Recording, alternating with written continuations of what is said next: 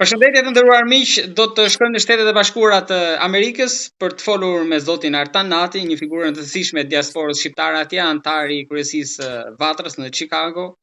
Sipërmarrës, por që për publikun ka një rol mjaft të rëndësishëm pasi jo vetëm ndjekës i mirë i aktualitetit këtej përmes shkrimeve, opinioneve dhe asaj që ndodh, por edhe për forcimin e rrënjve të shqiptarëve në Shtetet e Bashkuara të Amerikës për lidhjen me atë dheun. Zotin Nati, përshëndetje dhe faleminderit shumë. Përshëndetje, faleminderit për ftesën. Faleminderit ju. Mora shkas që t'ju ftoja për zhvilluar këtë bisedë edhe nga një shkrim juaj i fundit, ku theksoni që në vendin e shqiponjave të vetmin që fluturojnë lart janë politikanët. Por ndërkohë që populli e pret akoma shpresën dhe ndryshimin nga Shtetet e Bashkuara të Amerikës, edhe pas kaq shumë vitesh nga koha e Nolit e të tjerëve.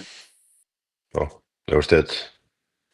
Atëherë, mendoj se kjo është gabimi i madh i jonin përgjithsisht, sikom se presim ndryshimin nga Shtetet e Bashkuara të Amerikës, ndërkohë që ndryshimi vetëm që ne mund të presim është ndryshimi i vetdijes tonë.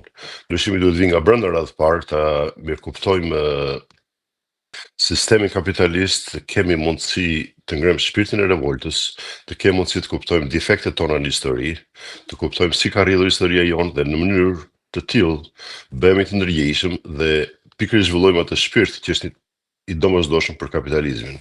Fenomena të tilla në fakt janë trajtuar gjëra gjatë në edhe në letërsinë shqiptare. Për shembull, Kadarea disa herë ka bërë të ditur që ne duhet të ballafaqohemi shpesh me pasqyrën tonë. Ne shikojmë anën pozitive të historisë, siç mundohen ta bëjnë shumë historian edhe në televizionet të ndryshëm shumë prezentator, po themi Eleni Kocaqi, apo Marin Bema, apo dhe Sezan Guri, apo tjerë, gjithmonë dalin televizion vetëm për të përkëdhelur sedën dhe shpirtin shqiptar. Ndërkohë që problemi madhor i Shqipërisë nuk janë as grekët, as serbët, as fuqitë e huaja. Në një farë mënyrë janë, ne jemi produkt i geopolitikës, i vendodhjes që kemi në histori, si pasojë e pushtimeve. Por këto janë gjëra që ne si kemi në dorë. I vetmi fenomen që kemi në dorë është ndryshimi i brendshëm. Duhet kemi një shpirt revolte, i cili ka munguar dhe është thyer. Po, nuk është thyer, besoj tani, sepse edhe në histori ndoshta unë gabojmë, ju e dini më mirë, po nuk është se kemi zgjedhur atë rrugën e përballjes, por me të keqen kemi zgjedhur rrugën e largimit prej saj. Apo gabohem te kjo? Po, janë disa mënyra se si kemi reaguar. E para ka qenë dhe mënyra e largimit, por mënyra e largimit e keni fjalën për emigracionin apo jo? Po, largohen njerëzit. Po. Mënyra e largimit është sepse njerëzit ndihen të zhgënjur në përgjithësi nga ambienti ku jetojnë, shikojnë që nuk ka shpresë, nuk ka një bashkëpunim të faktorit shqiptar për të përballur me realitetin, qoftë në rang kombëtar, po edhe në njësi të vogla, edhe në qytete apo edhe në fshatra kur kemi zgjedhje, shqiptarët shikojnë që të gjitha këto fenomene ndodhen gjithmonë mbi bazën e klientelizmit, mbi bazën e bashkëpunimit të ngushtë, dhe jo në bazë të një morali të tipit perëndimor të bazuar në virtyte, të bazuar në ndeshmëri, të bazuar në krijimin e një force të përbashkët. Kjo mendoj unë ka një faktor të madh psikologjik rrjedh në shekull. Neve pikërisht ai komp që mbrojtëm krishtarimin në kohën e Gjirë Kastriotit, i bëm ballë si një komp, bashkuam rreth një lideri, por mbas thyrjes së tij ndodhi diçka tragjike për Shqipërinë që ne nuk duam të reflektojmë dhe nuk duam ta kujtojmë asnjëherë. Është ai fakt që mbas rënies së Gjirë Kastriotit, mbas vdekjes së tij, shqiptarët në vend të vazhdonin revoltën, preferuan të bashkëpunonin me turqit. Dhe kjo mendoni që këtu është thyrja e madhe? Kjo është thyrja e parë që prishit traditën shqiptare dhe kjo vazhdoi më tej në histori. Ne nuk kemi pasur mundësi, jo nuk kemi pas mundësi, por nuk duam të shikojmë vetën në pasqyrë. Ne nuk duam të përballemi me realitetin sepse ndihemi të fyer. Është ai koncepti i jonë si Shqipëri, i shqiptarit si figurë mitike, si figurë burrorore, si figurë e papërkullshme.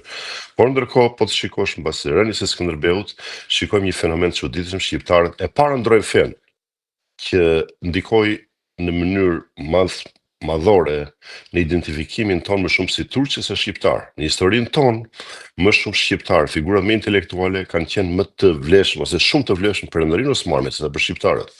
Unë përmend tu është një familje e jashtëzakonshme, shumë e madhe, që është përmendur edhe vepra e Kadares te Pallati i Ëndrave, familja e Kyprillinjve. Ata kanë bërë reformën më të madhe të perandorisë turke. Biles, si pas referencave të kohës, thuhet që Kyprillinjt atëherë i thanë atij sultanit që do ta bëjmë ne këtë, mos na ndry. Dhe ashtu ndodhi vërtet. Pastaj kemi më tej shembullin e Sami Frashit. Ka qenë intelektuali më i madh i kohës në Turqi. Sami Frashi ka krijuar enciklopedinë turke dhe përdoret dhe figura e tij përmendet disa herë, biles dhe në librin e fundit Orhan Pamuk, i cili mori çmimin Nobel Prize për këtë libër, ai përmend librin përmend emrin e Sami Frashit si figura më intelektuale e kohës në Turqi. Ndërkohë kemi dhe shumë general shqiptar që do thotë që jashtë shkëlqejnë, kurse brenda një grusht me krip. Brenda nuk, kjo tregon që ne nuk kemi një bashkim kombëtar, nuk kemi një frym të shquar kombëtare, nuk shikojmë problemet tona, por kemi futur veten neve, por edhe si pasojë e historianëve të caktuar, na përkëdhelin sedrën dhe të shikojmë vetëm si viktim dhe jo si përgjegjës për fatet tona historike. Ne gjithmonë duam të theksojmë rolin e Serbisë, të Greqisë, apo dhe të Evropës, por asnjëherë nuk mbajmë përgjegjësi personale. Është pikërisht ajo përgjegjësia personale, është faktori i brendshëm që është vendimtar në fatet tona. Edhe në rastin konkret ju përmendni që fare për Shtetet e Bashkuara të Amerikës. Po, e vërtet është. Shtetet e Bashkuara të Amerikës, Europa kërkojnë që sistemi jonë të ndryshojë, të bëjë pjesë e perëndimit, nuk duan as pak ndryrjen e rusëve. Por kjo duhet vi në radhë të parë numri 1 është vetdia jonë kombëtare. Ne duhet të dimë të kemi shpirtin e revoltës, të themi jo dhe jo të përkrajmë klientelizmin, të gjejmë rrugën e ngushtë gjithmonë nëpërmjet mikut, nëpërmjet njerëzve të njohur. Kompromiset, atë që ju e theksoni që ato na kanë dëmtuar shumë. Po, është ajo fryma klientelizmi. Tani do thoni pse do kjo në Shqipëri dhe nuk do vende të tjera. Në fakt kjo ndodh përgjithsisht në të gjitha vendet e Ballkanit. Neve mendoj unë e kemi pak më të theksuar për shkak mund të jetë dhe histori e fajtor, por ka disa faktorë që ne si Shqipëri dhe Ballkani përgjithësi ka këtë problem. Në rast se po themi Europa ka kaluar disa procese të rëndësishme që ka bërë ndryshime të theksuara në vetdijen kombëtare të këtyre vendeve, në Shqipëri në veçantë dhe Ballkan përgjithësi kemi pas një fenomen jashtëzakonisht negativ. Neve nuk kemi kaluar në procesin e rilindjes europiane, siç është ai procesi i shekujve 14 dhe 15, sepse kemi qenë një rrësirë nga Perëndoria Otomane. Ndërkohë, në shekullin e 18-19, kur ndodhi procesi i iluminizmit, i fitores së sistemit kapitalist, në kohën e luftave të Napoleonit, por edhe më tej në gjithë Europën, të gjitha këto kombe e vranë atë frikën dhe kaluan një sistem ku në qendër të vëmendjes ishte individi dhe jo zoti apo jo qeveria. Në këtë kuptim ne kemi mbetur mbrapa. Ndërkohë, mund të kalojmë dhe më tej, edhe në procesin tani këtu fillon krahasimi me vendet e Ballkanit.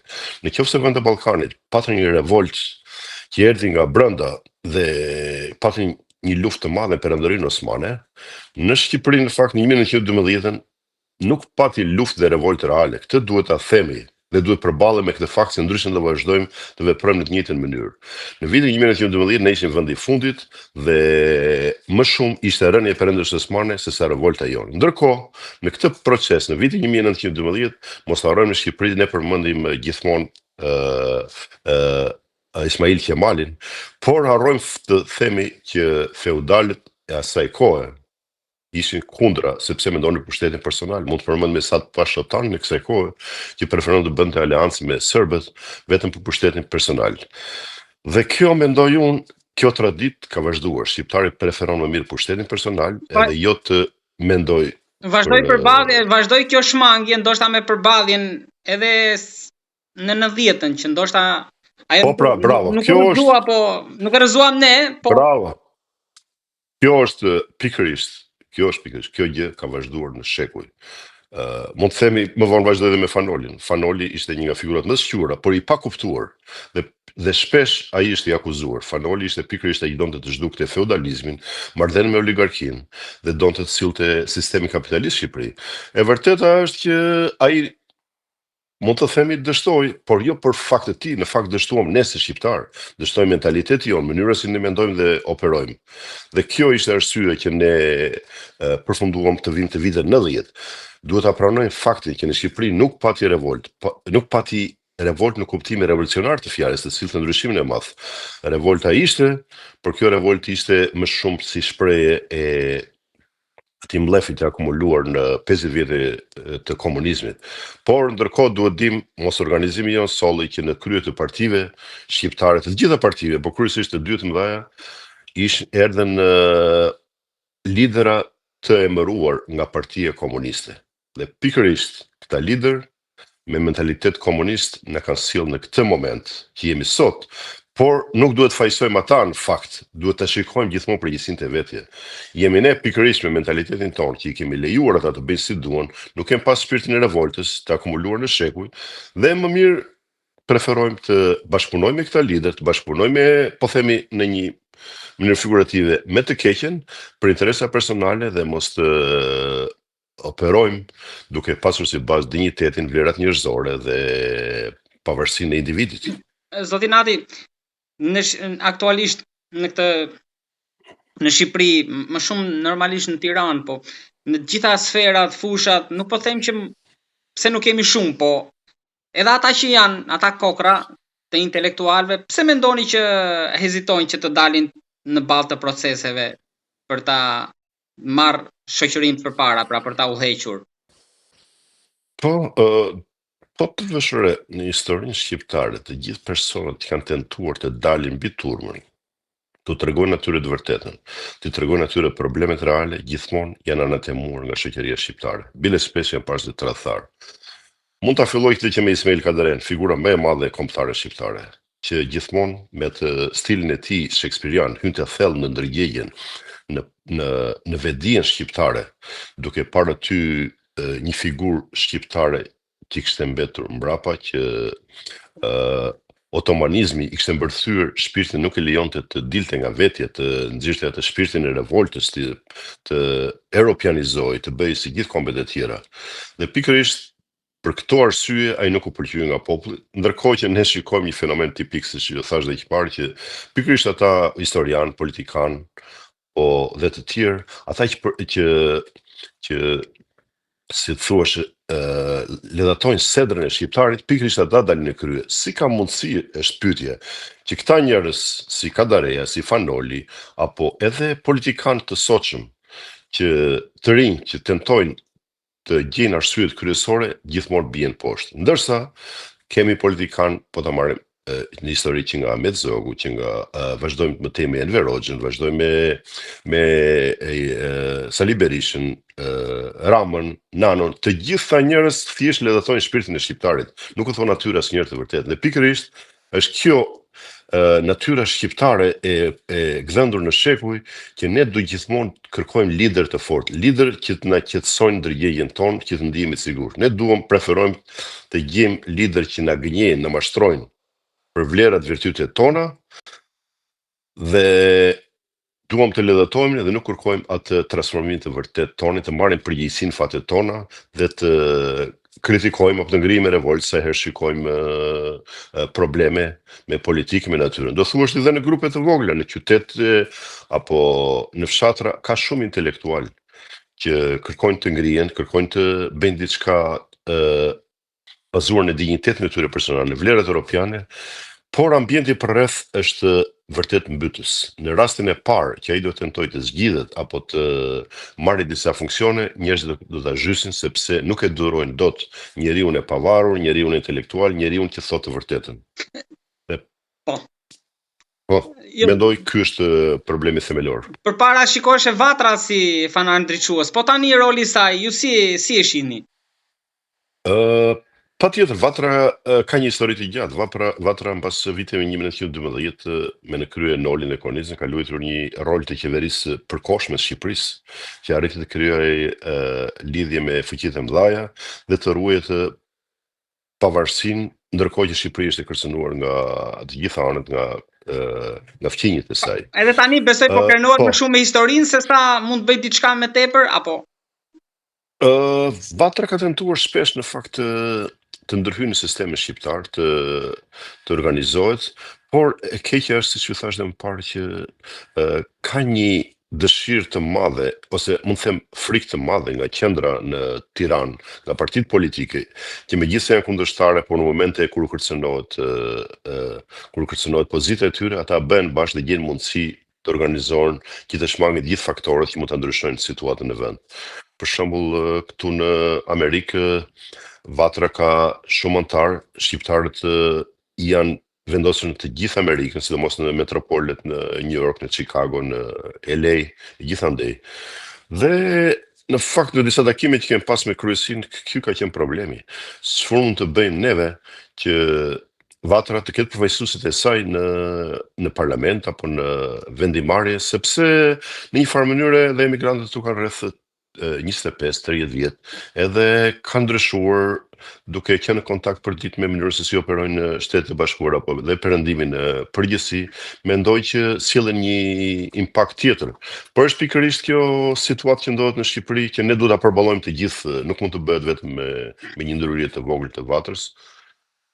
Ju mendoj unë që kam edhe diçka të fundit te pjesa se shumë tek ajo që e nisëm në Shqipëri, kam besim tek Trumpi.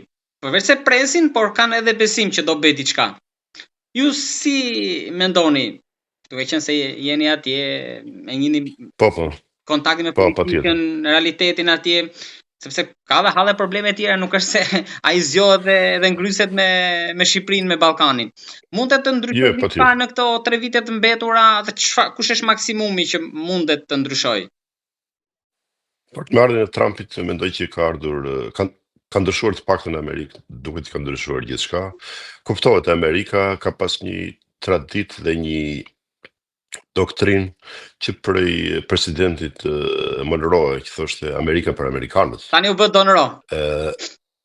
Tani u bë Trump edhe në këtë kuptim Amerika kuptohet, punon për interesat e veta, por fakti është që Shqipëria, duke qenë në një pozicion gjeografik të tillë që Amerika është interesuar për mbarvajtjen, për demokracinë në Shqipëri, sepse ndryshe në rast se vazhdon e frym klientelizmin, në e frym bashkëpunimi që ne kemi manifestuar në shekujt, atëre amerikanët apo themi presidenca Trumpi janë të shqetësuar që ne mund të krijojmë lidhje të ngushta me Rusinë, e cila është në dëm në radhë të parë të shqiptarëve, por edhe të Shtetet e Bashkuara për sa i përket gjeopolitikës. Në këtë kuptim, me sa di unë të paktën shikoj që në këto dekada që kaluan në demokraci, një pjesë e madhe e politikanëve shqiptar për interese të ngushta personale janë lidhur me rusët dhe ka krijuar lidhje të dëmshme për vendin tonë. Por fati i madh është që, siç ju thash, Amerika është interesuar për atë pjesë të globit dhe ne duhet ta shfrytëzojmë këtë moment në maksimum për të lidhur me Amerikën. Trumpi ka sjellë një frym të re këtu, mendon se fryma sorosiste ka dëmtuar Amerikën dhe gjithë botën. Ata mendojnë se Amerika duhet të ndërhyjë në ato zona të nxehta të cilat kanë një impakt negativ në botë. Shpesh ka lindur një problem në Amerikë dhe në gjithë botën për ndërhyrjen e Amerikës, vendimin e Trumpit për ndërhyrjen në Venezuelë, apo kohët e fundit mendohet që mund të hyjë në Kuba. Ajo ndoshta është qëllimi final i Amerikës, por edhe në Iran, që është bërë një problem i madh për Amerikën, për botën, dhe mendohet që Amerika po bëhet si shuaj një shprehje dikur në kohën e verë xhandari ndërkombëtar. Por unë mendoj që nuk mund trajtohet në këtë mënyrë. Amerika po ndërhyn vërtet te këto vende. Por mos harrojmë diçka, ne të gjithë jetojmë në një hapësirë të përbashkët. Një vendim, një politikë e gabuar që merr diku ka impakte në të gjithë botën. Ne nuk jetojmë të izoluar. Si thuaç, ne marrim frym në një ajër të përbashkët, dhe nëse diku ka grip, ai do përhapet të gjithë botën, do ketë impakt të tjerë. Pra ju po thoni që një ndërhyrje në Shqipëri, siç ishte në kohën e komunizmit 45 vite që e pritën një ndërhyrje nga Amerika, po nuk erdhi kurrë, mund ta presin dhe tani, mund mos vinë kurrë në mënyrë direkte, por indirekte po thoni, në mos gabojmë. Tani po, patjetër, indirekte ka ardhur, ambasada amerikane është gjithmonë prezente në gjithë vendet. Unë mendoj që ndihma më e madhe që jep Amerika Shqipërisë është nëpërmjet SPAK-us. Ata kërkojnë të vendosin drejtësi, të tregojnë shqiptarëve që drejtësia ekziston, të tregojnë shqiptarëve që të kenë besim te institucionet dhe para se të vend të kapin mikun apo të përdorin mënyra klienteliste, ata duhet besojnë te drejtësia. Dhe nëse kjo frym që ka krijuar SPAK-u, sado të vogël, vazhdon më gjatë, po themi edhe disa vite, unë mendoj se diçka do të fillojë të ndryshojë dhe brenda vetdijes shqiptare. Të krijojnë pikërisht atë besimin e munguar te institucionet, te forumet shtetërore dhe para se të zgjidhin problemet në mënyrë klienteliste, të drejtohen pikërisht te institucioneve. Kjo kam përshtypjen do jap një impakt të madh, patjetër vendimtar, por siç ju thash dhe më parë, vendimtarja është zgjimi i vetdijes shqiptare, zgjimi i besimit te institucioneve dhe te dinjiteti personal dhe kombëtar. Ndoshta duke shtuar këtu edhe një marsh tjetër që mund t'jap Vatra si sponsorizues në administratën Trump. Patjetër, unë mendoj që asnjëherë s'do shmangur po themi Vatra në veçanti për gjithë faktori shqiptar në botë, sepse të pak me ato statistika që ekzistojnë, mendoj se gjysma e shqiptarëve jetojnë jashtë kufive të Shqipërisë dhe të gjithë janë interesuar për mbarvajtjen, sepse në fundit ne mund të jemi në Amerikë apo në Zvicër apo diku tjetër, por ne dinjiteti jon, mënyra se si jemi rritur, zemra jon rre me zemrën e Shqipërisë patjetër. Zotin Ati, falenderoj shumë për bisedën. Faleminderit edhe juve.